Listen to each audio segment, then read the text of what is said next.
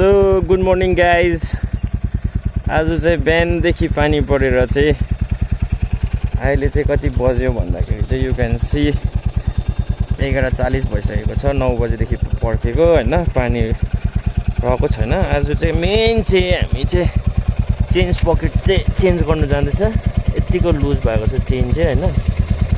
So अघि ग्यारेजमा पनि phone गरेर चाहिँ के भन्छ भनेको छ। अन्त यो चाहिँ यतिको बिग्रेको छ, यु गाइज क्यान सी।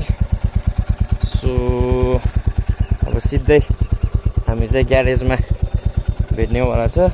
मेरो कुदेको चाहिँ तपाईँको 4445 किलोमिटर भएको छ। सो गाइज अब after changing chain sprocket will met. Keep watching till the end, and those who are new to my channel, please do like, share and subscribe. So finally we reached garage हैन, जुन चाहिँ जोरथाङ रोडमा छ नाम्चीमा। अन्त यहाँनिर चाहिँ तपाईँको प्रब्लम चाहिँ के हुँदो रहेछ मिटियोर 350 को भन्दाखेरि चाहिँ सबै खोल्नु पर्दो रहेछ क्या।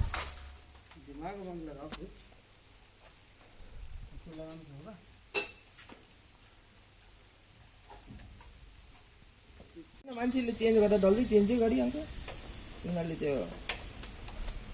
तर चेन लकहरूको आवाज चाहिँ अब टेन्सन भएन यसमा। गयो भने चाहिँ एकैचोटि भयो आइदिनु भयो।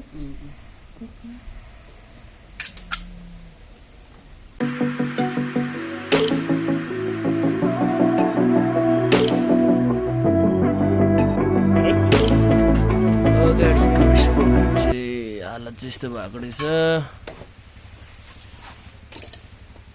मैला हेभी मात्रामा जामेको थिएछ।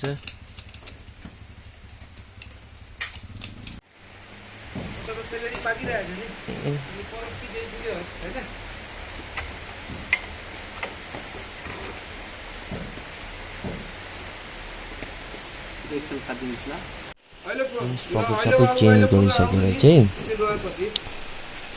एक्सप्लोरेसन केबल पनि निकै टाइट भएको रहेछ, चाहिँ नयाँ चेन्ज गर्ने भएको थियो।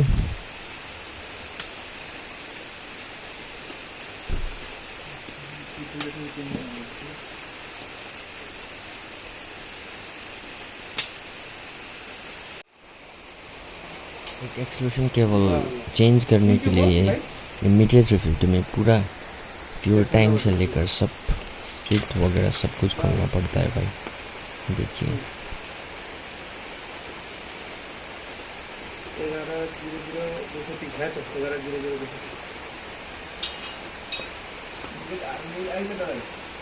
यसमा चाहिँ नम्बर हुन्छ केबलमा चाहिँ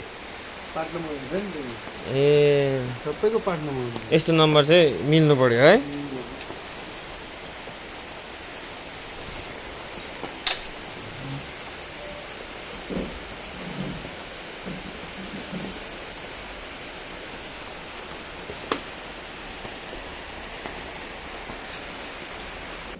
एक्सप्लोरेसन केबल चाहिँ मिटियोर 350 को चाहिँ सकेछ अनफर्चुनेटली हैन। ओन्ली क्लासिकको अभाइलेबल थियो, सो लगाएन। बट यो एक्सप्लोरेसन केबल सफा गरेर नाउ इट्स वर्किङ गुड।